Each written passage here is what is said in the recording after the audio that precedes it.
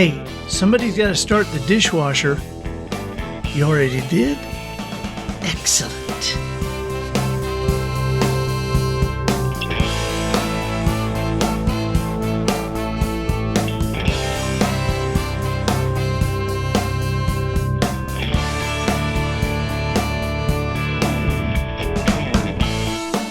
Good morning, afternoon, or evening. You are listening to the Professional Noticer. Hey, Andy. Hey, Gomer. Hey, Aunt Babe. Hey, Gomer. Hey, Opie. Hey, Gomer. Here, you and I will use common sense and all the wisdom we can muster to move beyond what is true and go all the way to the truth. What, you want me to teach you something? You want to learn something? All right, here's a useful lesson for you. Creating measurable results for people like you and families like yours. No longer a member of the amateur ranks, I am the professional noticer. Hey, Dave, listen up, please. Hello, everyone. I'm Andy Andrews. Hey, thank you for making me a part of your week. While our topics might seem to vary wildly at times, it is because the things you care about most are often greatly affected by the things you care about least. Therefore, we will field questions about business, spiritual issues, popular culture, and how to make your own French flag out of a plain white pillowcase. My purpose here today, and with every show we do, is to play the part of a best friend or a coach. I want to help you live the life you would live if all your toughest questions were answered.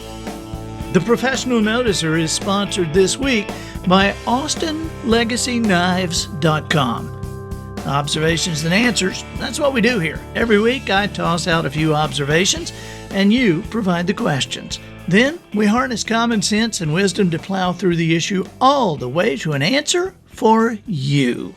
So, here's what I'm seeing this week. The observations are kind of curious this week. I have been a little bit fascinated this week by coincidence.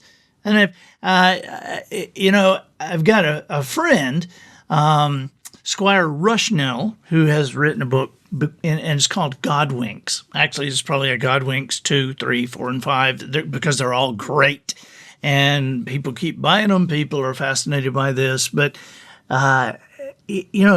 coincidence, I guess, is a very conversational topic because everybody has their own examples of them. And so, Squire does literally these books that are kind of like, well, it's Godwinks. And so it's like coincidences that, it's like you look at each other and go, well, that was a God thing. One of those kind of deals. But I've wondered how many coincidences are there in like history books or in the newspapers? So I did a little study just trying to find some, and I thought these are very curious. Okay, I just jotted a few down for you. These are observations about coincidences in the news and history. In 1972, here's a good one. 1972, a taxi driver from Bermuda accidentally struck and killed a man who was riding a moped. By the way, I live in a resort town. The one thing I would tell you don't do in any resort town, don't rent a moped. I probably know whoever owns the moped thing here in Orange Beach or Gulf Shores, and they're probably going to say something to me, but I just got to say, if you haven't ridden motorcycles all your life, a moped is nothing in the world but a little slower version of a motorcycle, and you're going to get out in traffic and somebody's going to get killed. And so just don't do this. All right, so back to 1972. A taxi driver from Bermuda actually struck and killed a guy who was riding a moped. It was an accident. But 1 year later, the taxi driver accidentally struck and killed the man's brother who was riding the exact same moped on the exact same stretch of road. I wonder if any of them were wearing Bermuda shorts. All right. In 1911, three men named Green, Barry, and Hill. That was their last names. Green, Berry, and Hill. They were all convicted of murder around the same time, and they were hanged the same day in London at a place called Greenberry Hill. Did you get that? 3 guys, Green, Berry, and Hill, 3 separate murders, and hanged on Greenberry Hill. Here's another one. I really think this is kind of weird. Okay, but a hot air balloon crashed into a power line in Ruthwell, Scotland, and it interrupted the movie being shown on local television, which was Around the World in 80 Days, about a voyage in a hot air balloon. Okay, at least nobody died in this one, but I found that like in like newspapers. So it's just very odd. Here's one. Here's just an unbelievable. On June 6th, 2009, 2 men in China picked the same winning 7-digit lottery number. Though they were hundreds of miles away from each other, they bought their tickets at the exact same time, down to the second. Ooh. On Christmas Eve, 1994, 2 cars collided near Flitcham, England. The drivers were twin sisters who were delivering presents to each other. Their names?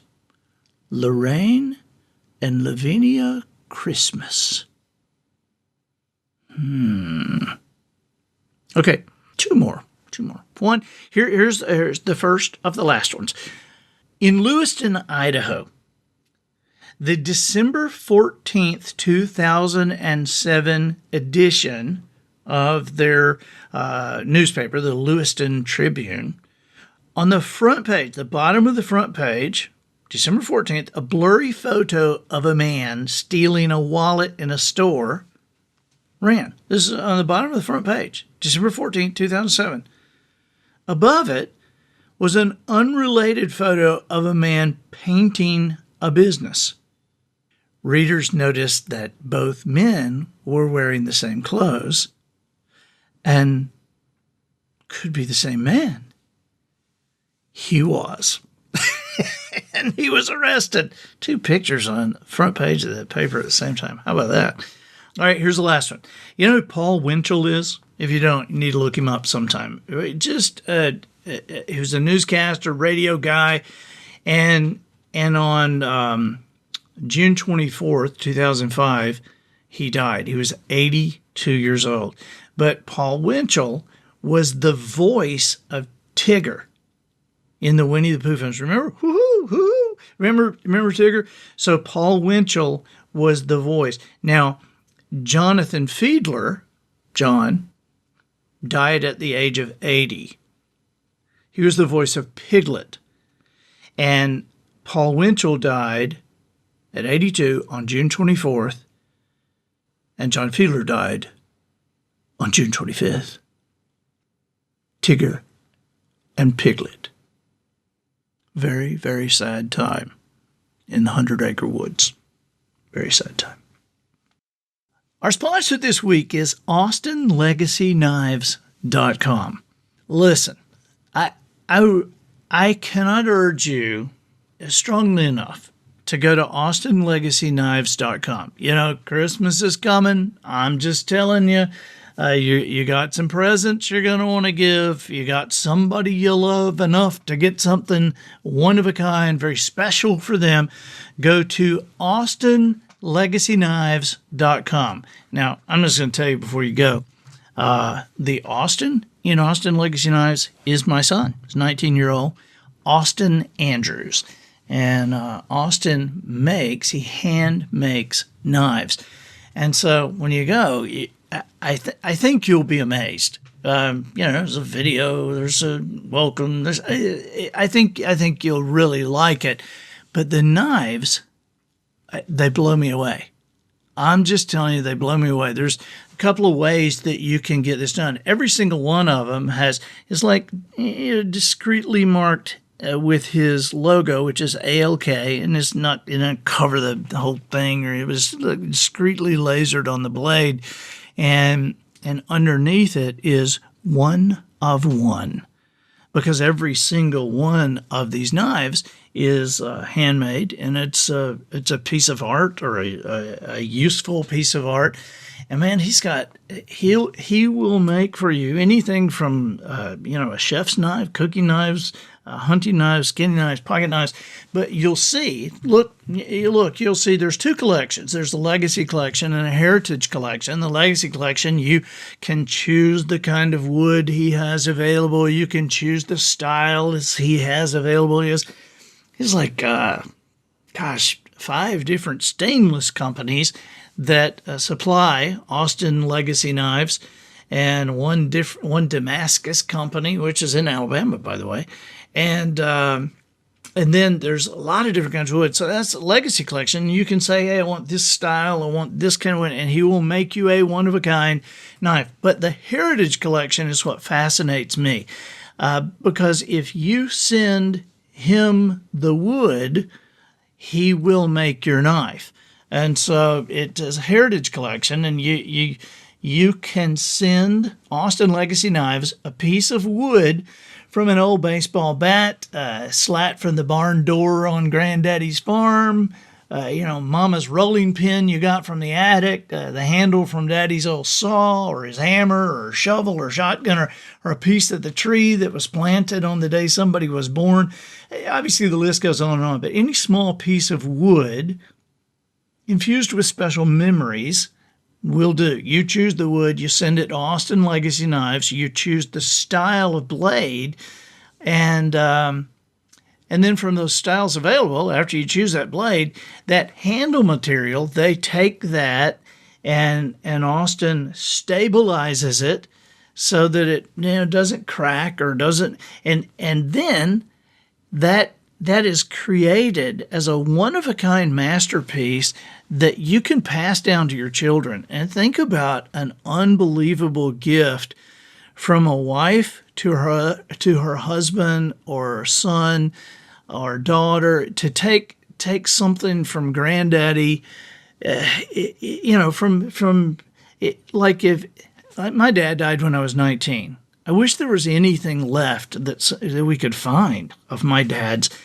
But to take something like, for instance, if Polly had something made of my dad's old hammer, or a place where my dad grew up or something, and then have that made into a knife and give it to me and say, when you use this, or when you put it on your desk, or put it on your bookshelf in your office, remember, this was actually in your daddy's hand. It's the Heritage Collection from AustinLegacyKnives.com. Observations and answers. Yeah, that's what we do here. I deliver the observations, you provide the questions. And questions are a critical component of the person you and I aspire to become. No one needs to be embarrassed to ask a question. The person who never asks a question, they either know everything or they know nothing. Always remember, the quality of your answers can only be determined by the quality of your questions. This week, our question is from Nathan. He's from Illinois. Let's listen. Hey, Andy. This is Nathan from Deerfield, Illinois. I recently lost my job after being employed for about 20 years there, and my emotions are all over the place. Like days I don't want to get out of bed. I wonder about what I did wrong, what I could have done differently to change the outcome. Other days, I'm really happy because I can do whatever I want, and it's kind of a new start. But I don't really know where to start. I pray about it, and I don't really feel anything. I have hobbies that I enjoy, but nothing that's really a passion to me, and nothing I want to try to make a living out of. When I look at jobs online, I don't feel anything in my gut that says that's what I want to do. I spent 20 years really loving what I did, so now that feeling's kind of gone. How do I get that back? Thanks. Okay, Nathan, thank you very much for sending that question. Listen, first, buddy, I'm so sorry this has happened to you. I'm so sorry this has happened in your life. Now, that having been said, okay, let's just turn around, let's snap our fingers, and I can't be sorry anymore. And you don't want to listen to me being sorry, because me being sorry and you feeling bad is not going to change anything about today and tomorrow. Okay? Now look, I'm not trying to be rude. I'm your buddy. I'm your coach, and I can't just tell you what is true. I have to also include the truth. Am I sorry? Do I hate this has happened? Yes, I do. That is true. But the truth is, we can't do anything about this, dude. We can't do anything about it except step forward. All right. Now I'm looking at your note here. You've been employed there for 20 years. You probably feel betrayed. Your emotions are all over the place. You probably feel betrayed. Days you can't get out of bed, wonder what you did wrong, could have done differently to change the outcome. Let me just tell you something. You might have not done anything wrong. I don't know. In fact, if I had to guess, you didn't do anything wrong. I talked to a lady the other day who came up to me and said, and this is locally, she said, wow, we live in Pensacola. And she told me the name of the company. It's a major company. You would absolutely know the name of this company. And she said, and they have offices all over America. She said, my husband had worked there for years. They came in yesterday, told everybody they were closing the office, and everybody was let go. My jaw dropped. I said, you got to be kidding me. I said, what's the deal? She said, we don't really even know. She said, but, we got to shrug that off. We got to move forward. I said, well, you're exactly right. Nothing you can do. See, Nathan, when I look at you, you are like a client of mine who is a pitcher. Okay. You're a client of mine who is a golfer. You're a client of mine who is a shooter. When I talk with a golfer, you look at PGA golfers, there are 150 guys on the PGA Tour. There's not a dime's worth of difference in any of them physically. Every single one of them can make every single shot you and I ever imagined being made, and then they can turn around and do it left-handed. And then you can blindfold them and they can do it left-handed in the rain. I mean, it's just unbelievable. There is a certain degree of natural talent that they all have.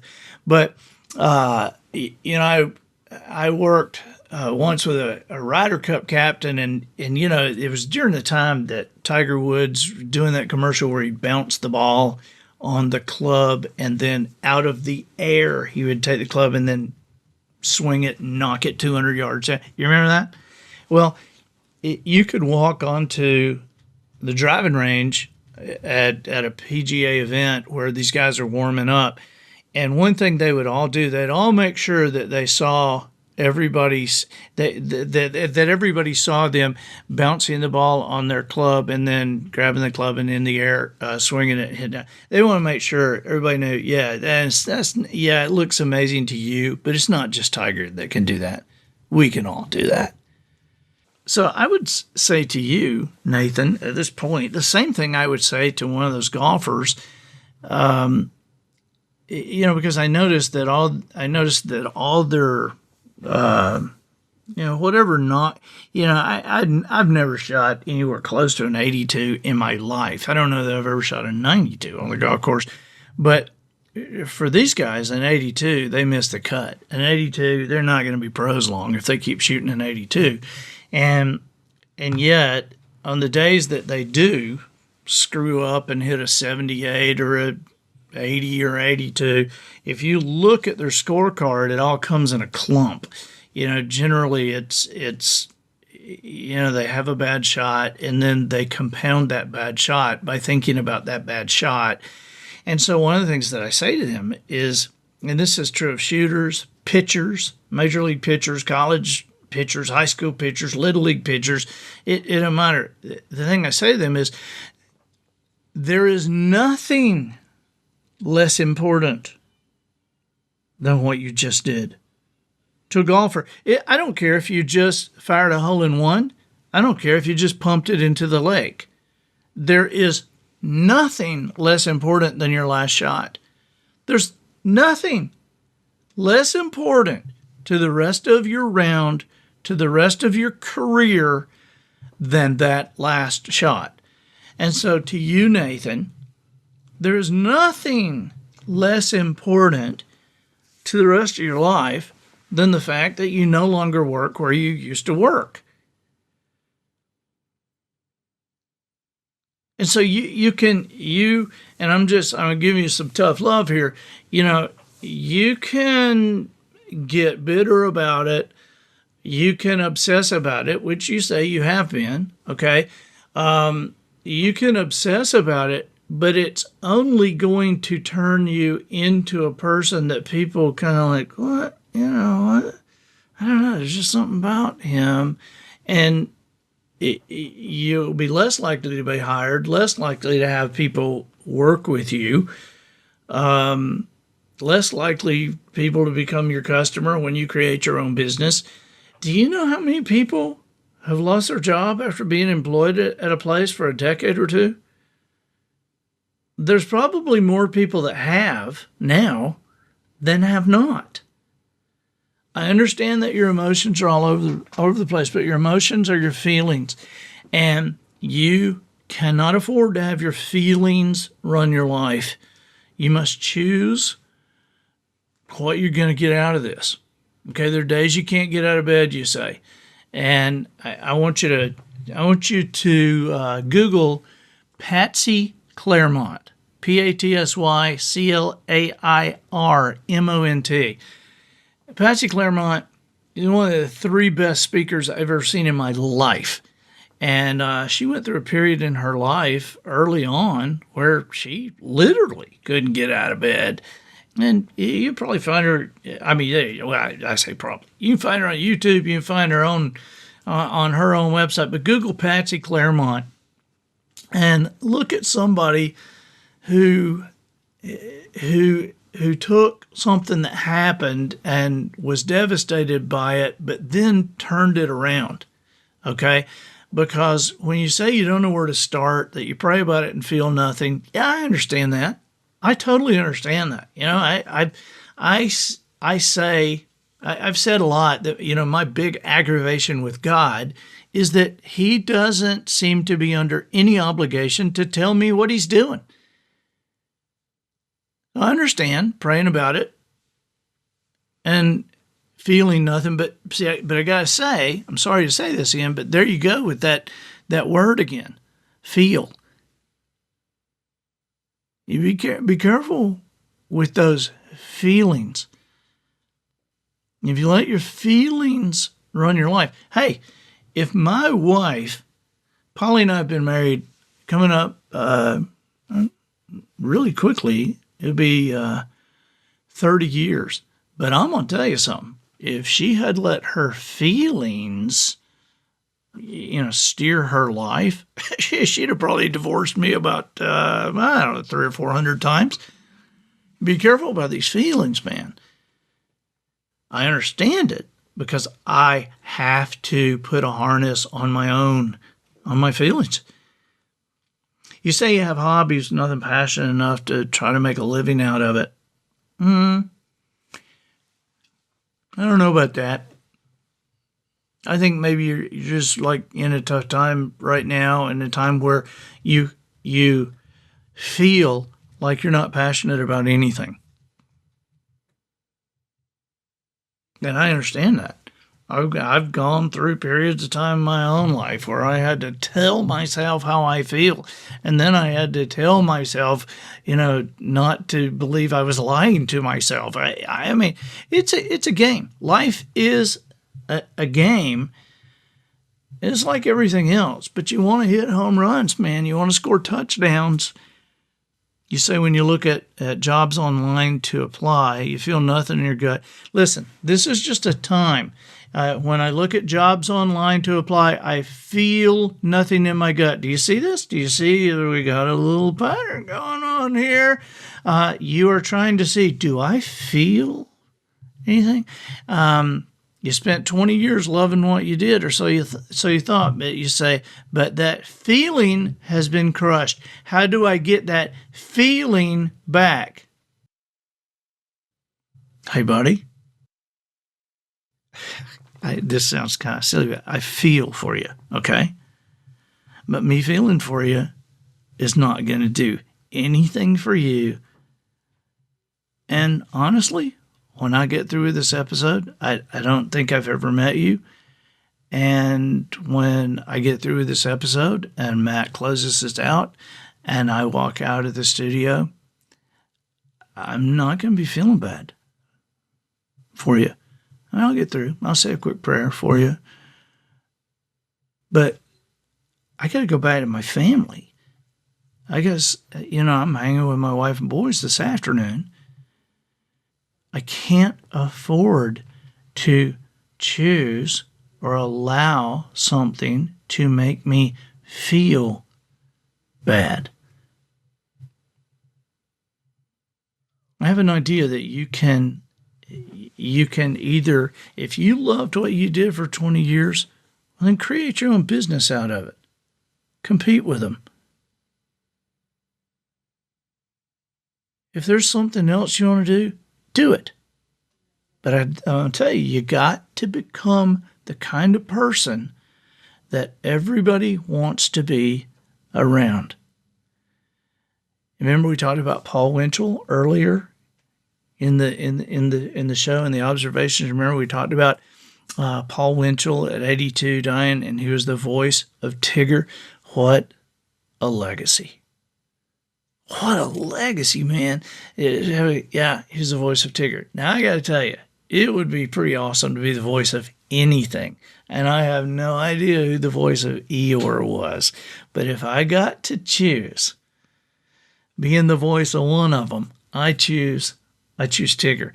And everybody that has to choose being around one of them, everybody chooses Tigger.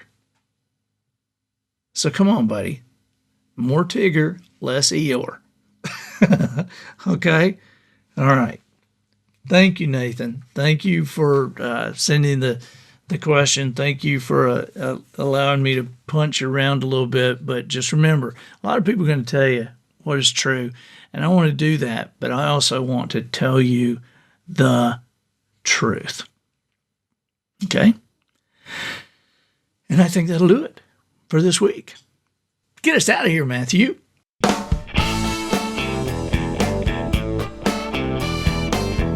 So, ladies and gentlemen, and to the boys and girls who aspire to become ladies and gentlemen, we have reached the end of another episode of The Professional Noticer. In a world where common sense has become a superpower, I'm harnessing the tiny amount of mental energy I have for you, seeking wisdom, making observations, and endeavoring to answer tough questions in a way that will empower your family and your business. I'm Andy Andrews. Until next week, smile while you talk, shake hands with the kids you meet, and make sure you have an answer to the question, why do the police never think it's as funny as you do? And so, until next week, goodbye.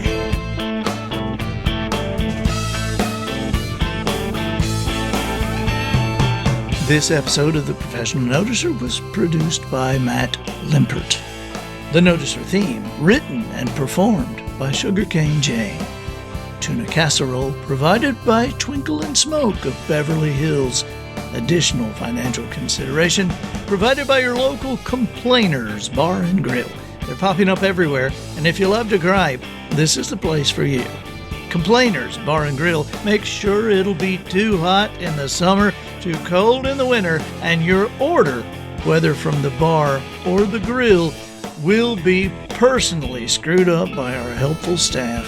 Finally, a place that takes all the suspense out of a night on the town.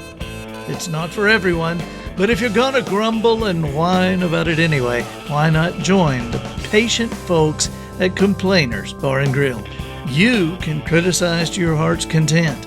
They'll be paid for enduring it, and the rest of us will never even miss you. Not even a little bit.